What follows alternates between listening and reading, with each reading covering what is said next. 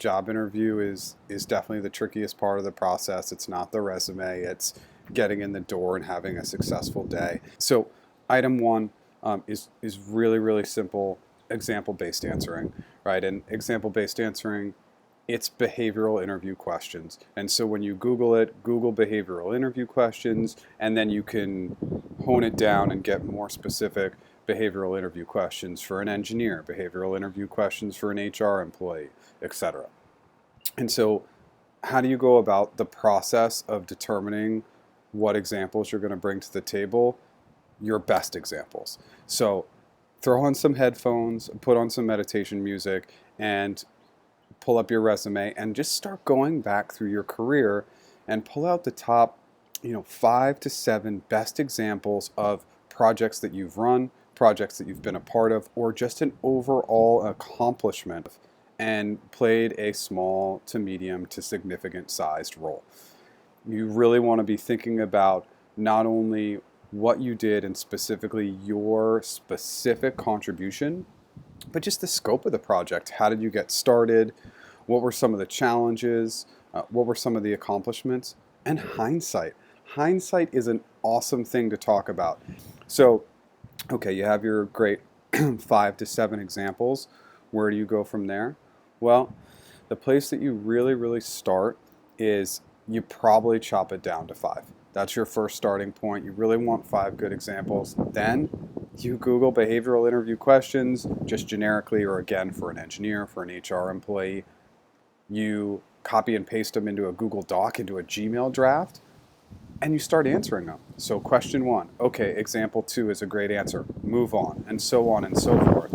And what you'll most likely identify is that you don't have 5 great examples, you have 3. So what you start doing is you start crafting, catering those examples, and making sure that you can answer any of those questions with your strongest examples. If there's a question that you can't answer, take pause and really think about the project and think, wow, maybe if I answered it in a little different way, or if I thought, wow, it's really close, just start getting your brain to think in that manner with those examples. Just make sure, again, you've thought through the entire part, you've thought, beginning to end of the project, and then just think about the overall flexibility, adaptability, fungibility of the project. Those are the ones that, again, will be the best answers to questions. And the writing them down, it just calls it to memory, okay? So that's item 1 on the examples. Item 2 is presentation. And presentation is probably the most forgotten skill in an interview. So let's go through what you can do to have success with your presentation skills. Item 1, do the basics. Turn off your cell phone. Have good eye contact. Give a good handshake. Now, item 2 is really about state of mind, and I have a great story to talk about with this. Tony Robbins.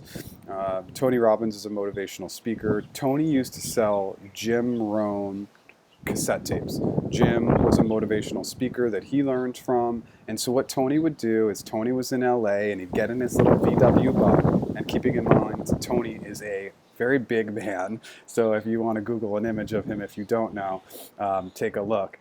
And he would get himself pumped up. He would get into the state of mind where he was going to sell these cassette tapes for Jim because he believed in it and he believed that it would help people.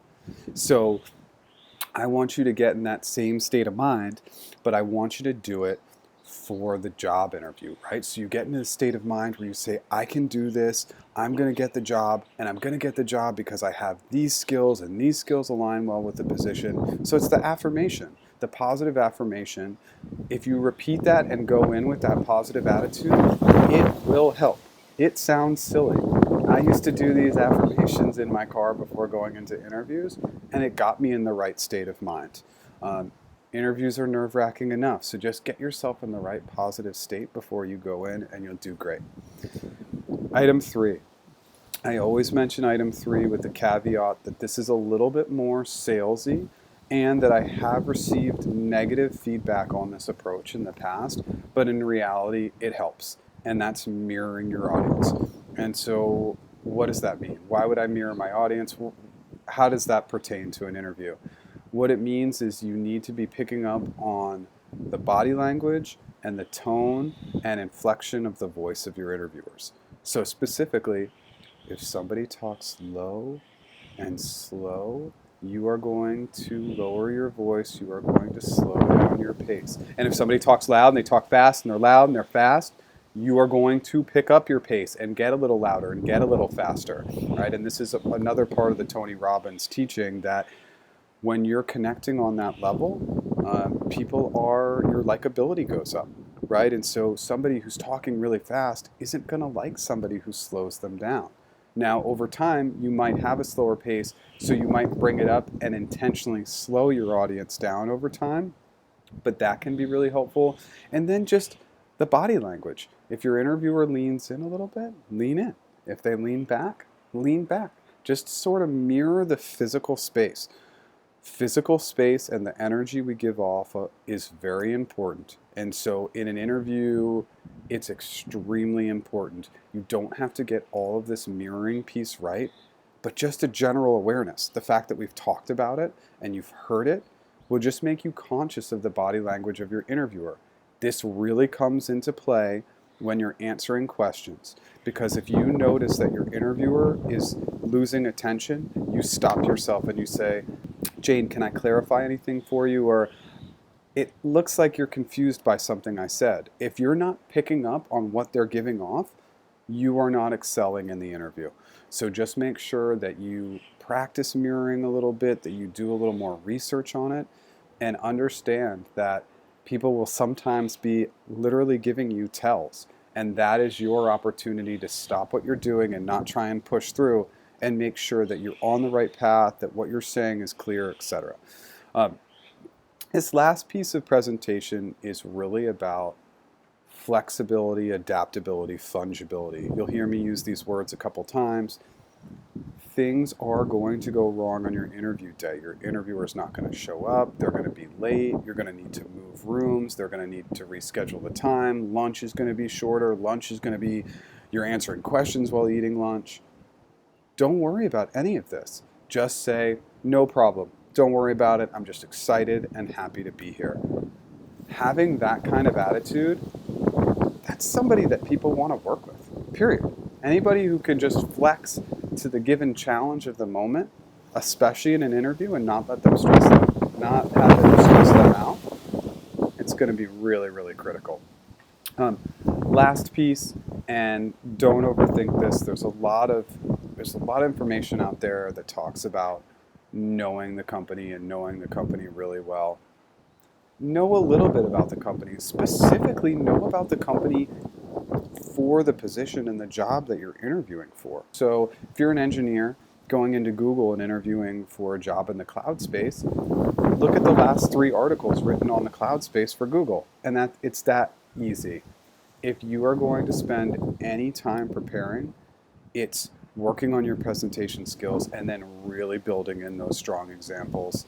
I know that there's some background wind and I'm scrubby and everything else, but you don't need me to be dressed up. You don't need this to be a formal approach to teaching you how to interview.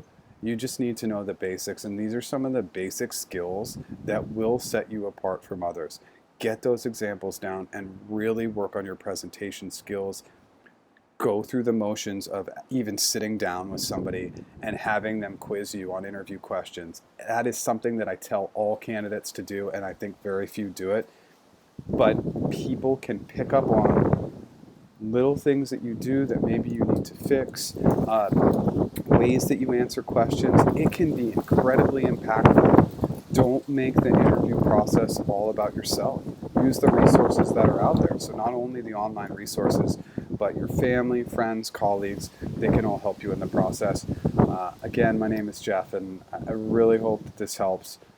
This is information that I've been tweaking for a while and coaching to candidates, especially when I was at Google for the last 5 years, or when I was at Google.